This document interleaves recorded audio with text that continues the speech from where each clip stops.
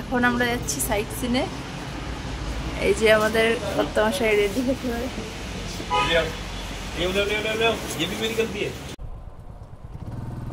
Good morning বন্ধুরা, আজকে 9-10-2025 collecting মেমোরিজের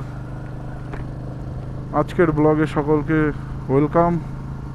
আজকে আমরা আছি শিলংয়ে। আমরা গতকাল রাতে শিলংয়ে এসে পৌঁছেছি, আপনারা আমাদের আগের ভিডিওটা দেখলেই বুঝতে পারবেন। তো এখন আমরা শিলংয়ের সাইট সিনের উদ্দেশ্যে বেরোলাম আমাদের হোটেল থেকে। আর একটা রোদ ঝলমলে দিন শিলংয়ে, সেই কারণে আমরা কিছু ইম্পর্টেন্ট জায়গা আগে যেগুলো দেখার ইচ্ছা নিয়ে শিলংয়ে এসেছি, সেই জায়গাগুলো একটু দূরে, তো সেইগুলোই আগে দেখে নিতে চাইছি। তারপরে আস্তে আস্তে আমরা দেখতে দেখতে ফিরবো। সেই জন্য আমরা সকাল সকাল বেরোলাম। এখন 8:30 বাজে। শহরে শুনেছি প্রচুর জ্যাম হয়, তো দেখা যাক। এখানে এখনও জিপ গাড়ি চলা দেখে খুব মজা লাগলো। সামনেই উঠলো গাড়িটা।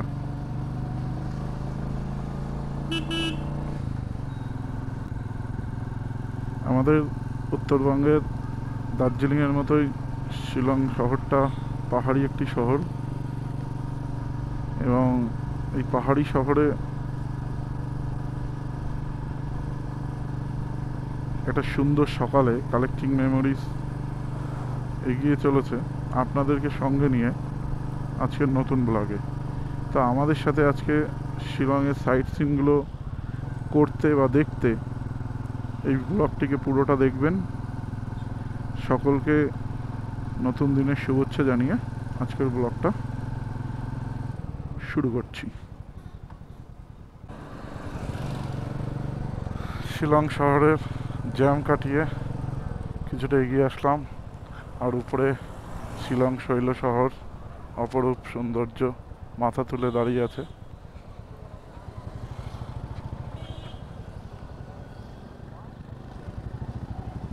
রাস্তায় ভীষণ জ্যাম। আমরা যতটুকু পারি ট্রাফিক নিয়ম মেনেই চলছি, তবে শিলংয়ে বাইকার্সদের জন্য কোনো জ্যাম নেই, সবাই কাটিয়ে বেরিয়ে যেতে পারলে যাও, এরকম একটা ব্যাপার। লোকাল লোকজন তো কোনো নিয়মই মানছে না দেখছি, আমরা তবু একটু অর্ধেক নিয়মটিও মেনে চলছি।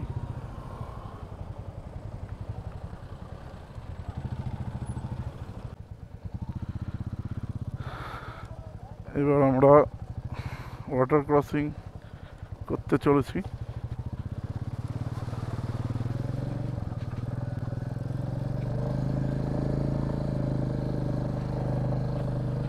ওরে ভাই, কি ভয়ঙ্কর ছিল। হয়ে গেছে লাইটলুম ক্যানিয়ন যাওয়ার ভুল রাস্তায় এসছি, যার ফল এইসব ভোগ করতে হচ্ছে। আর লোকাল লোকজনকে বললেই তো ওরা দেখিয়ে দেয় যে কোনো রাস্তা। এবার সামনে চড়াই করতে হবে অনেকটা।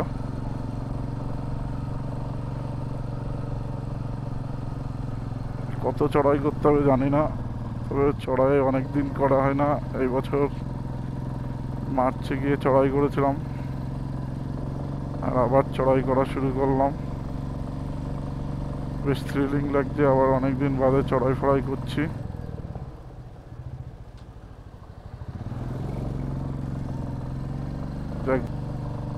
হ্যাঁ, ভালোই চড়াই করতে হবে, বুঝতেই পারছি।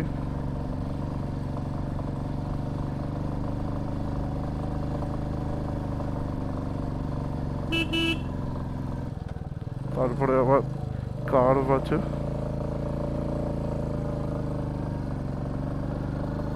বাহ বাহ বাহ, আমরা পাহাড়ে আসবো আর এরকম চড়াই করতে হবে না, স্ট্রাগল করতে হবে না, হতেই পারে না। আগেও হয়েছে, এখনো হচ্ছে। তবে রক্ষেই যে রাস্তাটা ভালো। আমি জানি না সবাই কোন রাস্তা দিয়ে যায়, কিন্তু আমরা যে রাস্তা দিয়ে আসলাম লাইটলুম ক্যানিয়ন দেখতে যাচ্ছি আর কি, আমার মনে হয় না সেই রাস্তা দিয়ে কেউ যাই লাইটলাম ক্যানিয়নে, ফেরার সময় হয়তো ভালো রাস্তা দিয়েই আসবো। তবে এটাও বেশ দরকার ছিল, থ্রিলিং, ভালো লাগছে।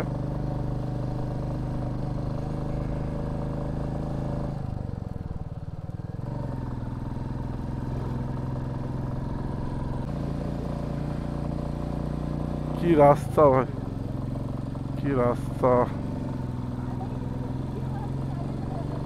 সুন্দর সুন্দর রাস্তা, মজা লাগছে।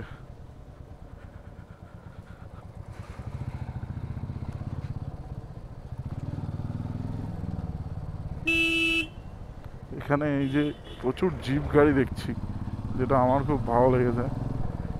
জিপ গাড়ি সচরাচর দেখা যায় না, মানে আমাদের ওদিক তো দেখিইনি কোনোদিন।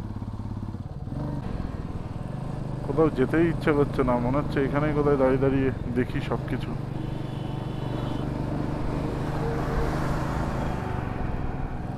আমরা সামনের কোনো মোড় থেকে বাঁদিকে নিতে হবে,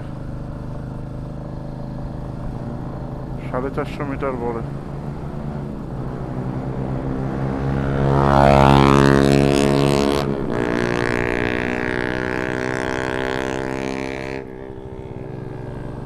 এখনো 280 কিলোমিটার, 280 মিটার। চারিদিকে পাহাড়, আমরা কিন্তু পাহাড়ের উপরে উঠে গেছি।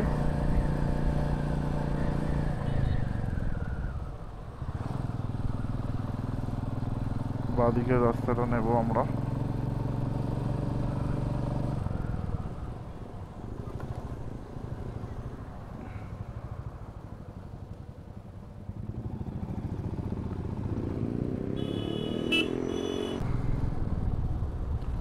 সুন্দর আকাশ,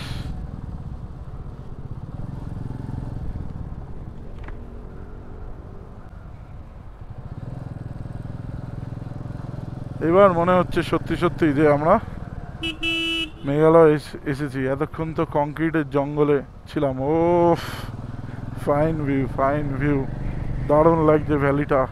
আর এই ভ্যালির গায়ে কিন্তু চাষ করা রয়েছে, চাষ করা রয়েছে। ও রাস্তা কি, কতদিনের স্বপ্ন ছিল। দারুণ রাস্তা, দারুণ।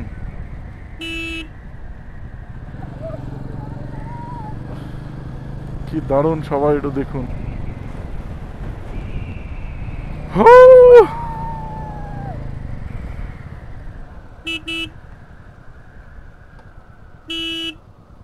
সত্যি মেঘালয়।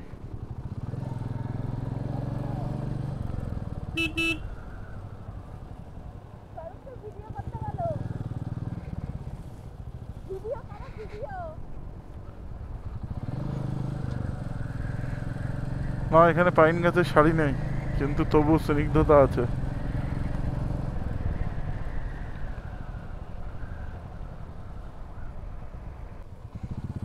কি রাস্তা, কি দারুণ। ওই কুচো কুচো ব্যাকগ্রাউন্ড না আসবে না, এমনি বুঝে যাবে।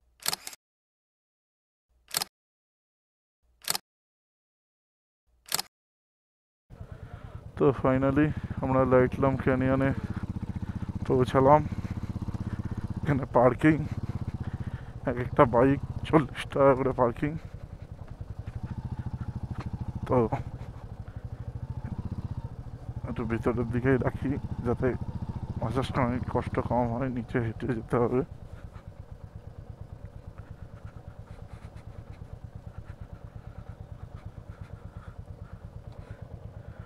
উপরে টুকটাক খাবারের দোকান আছে, ভুট্টা আছে, আর নিচে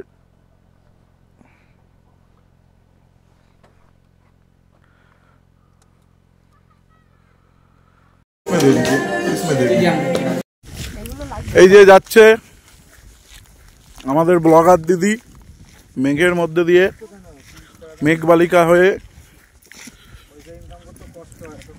এক রিলস বানাতে 50,000 টাকা খরচা করতে এসছে এখানে রিলস বানানোর জন্য শুধু।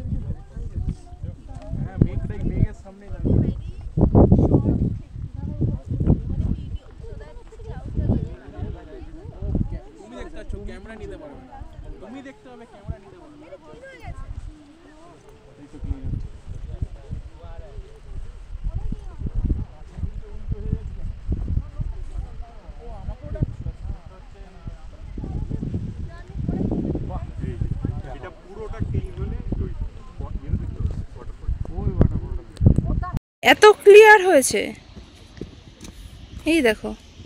আগের বার থেকে ক্লিয়ার হয়ে গেছে। স্টেবিলিটি আছে না তোমার? তুমি উপর তলার লোক। সেলফি দাও। মরে গেলে বলো আমার মাকে যে আমি ওভার এক্সাইটমেন্টের জন্য মরে গেছি। এই দিকটা দেখো, ক্লিপটা।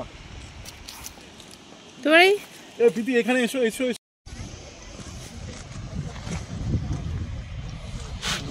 ঘর বাড়ি আছে গ্রাম তো পানির মতন যায়, কোথা দেয় মানুষ এখানে?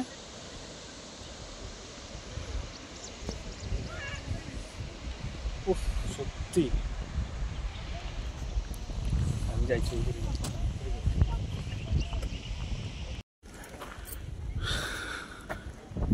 আবার মেঘে ঢেকে গেল, কিন্তু আমরা কিছুক্ষণের জন্য যে ভিউ পেয়েছি সে ভিউ সত্যি সারা জীবনে ভোলার মতো না।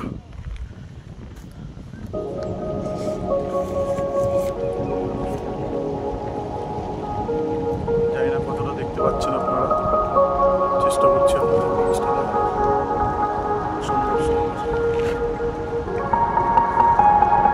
সত্যি। আবার দেখুন নিমেষে মেঘে পুরো ঢেকে গেল।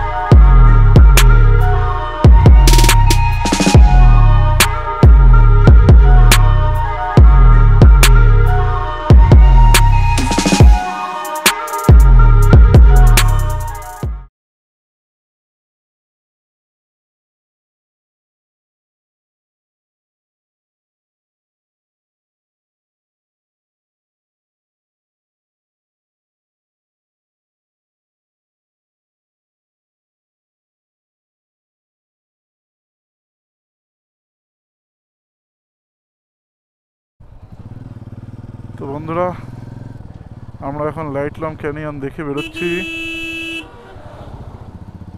এবং লাইটলাম ক্যানিয়নের অসামান্য অপার্থিব দৃশ্য দেখে মন ভরে গেল। আমরা প্রায় 1 ঘন্টা ওয়েট করার পরে পরিষ্কার দৃশ্য দেখতে পেয়েছি এবং অসামান্য, সত্যি মানে ভাবনার বাইরে। এই পাথরগুলো কি দারুণ লাগছে, কিভাবে মনে হচ্ছে কি কে যেন সাজিয়ে দিয়েছে। যাই হোক, কি অসামান্য যে দৃশ্য লাইটলাম ক্যানিয়নের। আমি সকলকে বলবো, লাইটলাম ক্যানিয়নে যখন আসবেন তখন অবশ্যই সময় নিয়ে ধৈর্য ধরে থাকবেন। মেঘ আছে বলে 10 মিনিট অপেক্ষা করে চলে যাবেন না, ধৈর্য ধরে থাকবেন। প্রতি আধ ঘন্টা 40 মিনিট অন্তর ওটা ঠিক ক্লিয়ার হয়। হ্যাঁ, একেবারে যদি মেঘলা আকাশ থাকে তখন একটা সম্ভাবনা কমে যায়, কিন্তু ক্লিয়ার দিনে মেঘ যদি ওখানে ভেসে বেড়ায় তাহলে কেউ হতাশ হবেন না, অপেক্ষা করবেন। আর এখন আমরা যাচ্ছি এলিফ্যান্ট ফলসের দিকে। তো এখান থেকে 25 কিলোমিটার এলিফ্যান্ট ফলস। দেখা যাক, বৃষ্টি বৃষ্টি পড়ছে মনে হচ্ছে, হাতে 1-2 ফোঁটা বৃষ্টি পড়েছে। ভগবান না করুক পথে বৃষ্টি আসুক, আমরা যেন সবটা ঠিকঠাক করে আজকে এক্সপ্লোর করতে পারি এবং আপনাদেরকেও দেখাতে পারি। কারণ বৃষ্টি হলে ক্যামেরাটার বের করতে পারবো না। আর এখানকার ভাই মেঘালয়ের রাস্তার দুপাশের ভিউ দারুণ। তবে এখানে কিন্তু জায়গায় জায়গায় গ্রেভিয়ার্ড আছে, ওই যে ক্যামেরায় দেখা যাচ্ছে কিনা জানি না, কিন্তু এখানে কিন্তু পাহাড়ের মাথায় মাথায় প্রায় জায়গায় আমি গ্রেভিয়ার্ড লক্ষ্য করলাম। এবং রাস্তার আঁকা বাঁকা রাস্তা, সত্যি পাহাড়ি রাস্তা, একেই বলে পাহাড়ি রাস্তা। সুন্দর রাস্তা, গাড়ি চালাতেও ক্লান্তি লাগছে না, কিন্তু লাইট লঙ্কেনিয়ন সত্যি মনোমুগ্ধকর। দেখে মনে হচ্ছিল কোনো বিদেশি জায়গায় আছি। আমরা এখান থেকে এখন এলিফ্যান্ট ফলস দেখব, তারপরে শিলং শহরের ভেতরের সাইট সিনগুলো করব। তো প্রথম আমাদের গন্তব্য এখন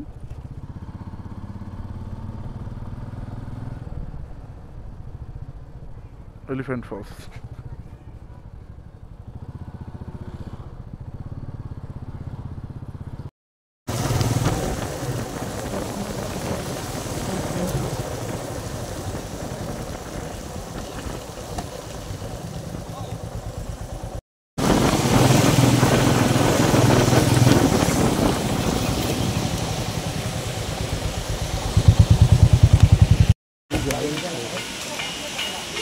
চল, এই যে আমরা সবাই বৃষ্টিতে ভিজে বাইক রাইড করে চলে এসেছি এলিফ্যান্ট ফলস দেখতে। আর এলিফ্যান্ট ফলস সত্যিই মনে হচ্ছে জল আছে এবং ফলসের মতোই ফলস। দেখা যাক, আপনাদেরকেও দেখাচ্ছি।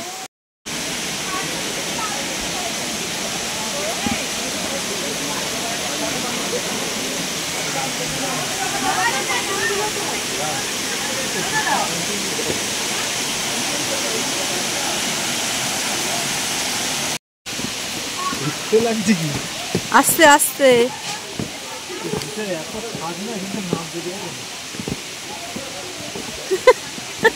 তিনটে লাগছে না, জাদু।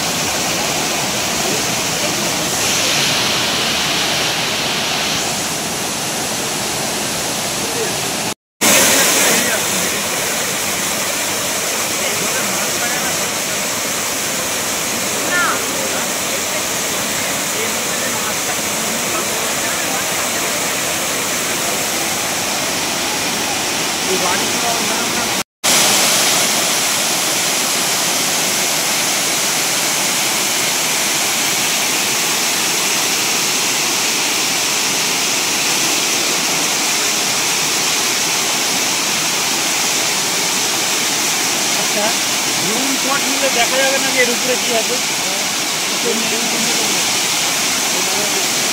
কেউ তো নেয় না, কেউ করা না, এখন ভিডিও করেছেন এরকম কিছু হয় না।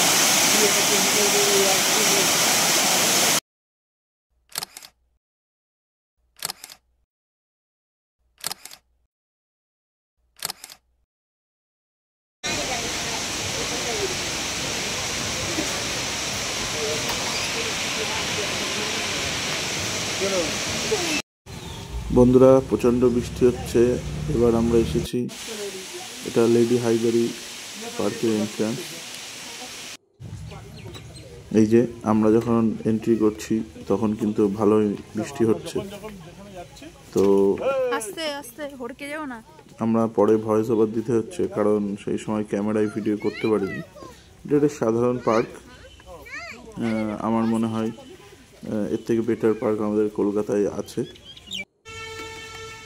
সুন্দর সুসজ্জিত, এবং দেখলাম লোকাল কাপলসরাই ভিড় করে আছে এখানে। বলো, এই পার্কটা সম্পর্কে রিভিউ দাও। পার্কে আসলাম ঘুরতে, ভাবলাম ভালো লাগবে মনটা, এসে যা দেখছি চারিপাশে মনটা খারাপ হয়ে যাচ্ছে। আরো মন খারাপ হয়ে ওই পাশে বাচ্চাদের ইয়ে আছে। ইচ্ছা করছে ওরকম জায়গায় তুমি গিয়ে বসে। না, আমার ইচ্ছা করতে আমি বলিনি। তুমি তো কত মেয়ে আসছে দেখছি, শুধু হাত এরকম করে, কোথায় শুধু হাত না, মেয়েদের শুধু, বাচ্চাদের নাচছে না।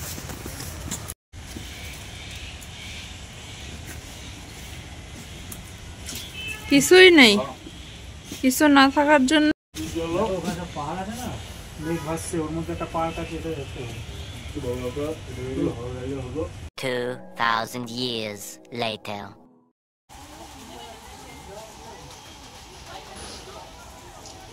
তো প্রচণ্ড বৃষ্টির মধ্যে আমরা এসে পৌঁছেছি ওয়ার্ল্ডস লেকে।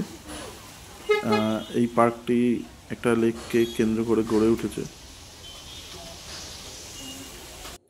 খুব বড় একটা পার্ক লেকের চারিদিকে রয়েছে। এরপরে সময়ের অভাবের কারণে আমরা যেতে পারিনি যেখানে, সেটা হলো ডন বস্কো মিউজিয়াম, যার কিছু ছবি আমি দিয়ে দিলাম। এটা একটি খুব সুন্দর দর্শনীয় স্থান শিলংয়ের, কিন্তু আমাদের দেরি হয়ে যাওয়ায় আমরা পৌঁছাতে পারিনি। আপনারা চাইলে ভিজিট করতে পারেন। এবার আমরা আস্তে আস্তে আমাদের হোটেলের দিকে ফিরছি। পথেই পড়বে এয়ারফোর্স মিউজিয়াম, তবে মিউজিয়ামটি আজকে রিনোভেশনের জন্য বন্ধ আছে। আমরা বাইরে থেকেই কিছু দেখতে পেলাম, আপনারা চাইলে সেখানটা ভিজিট করতে পারেন। আমরা ভিতরে ঢুকতে পারিনি কারণ ওটা রিনোভেশনের কাজ চলছে এখন।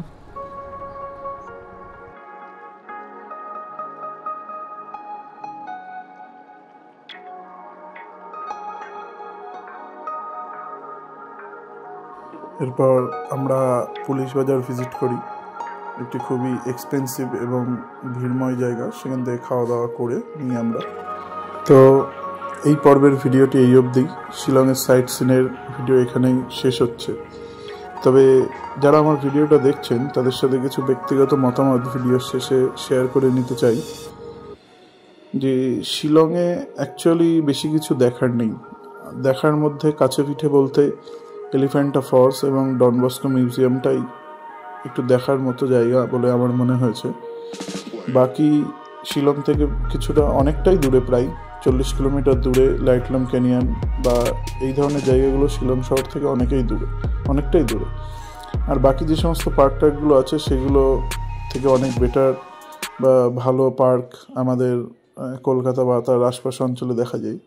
তাই আপনারা যখন প্ল্যান করবেন শিলংয়ের প্ল্যানটা বা শিলংয়ের সাইট সিনের প্ল্যানটা বুঝে শুনেই করবেন।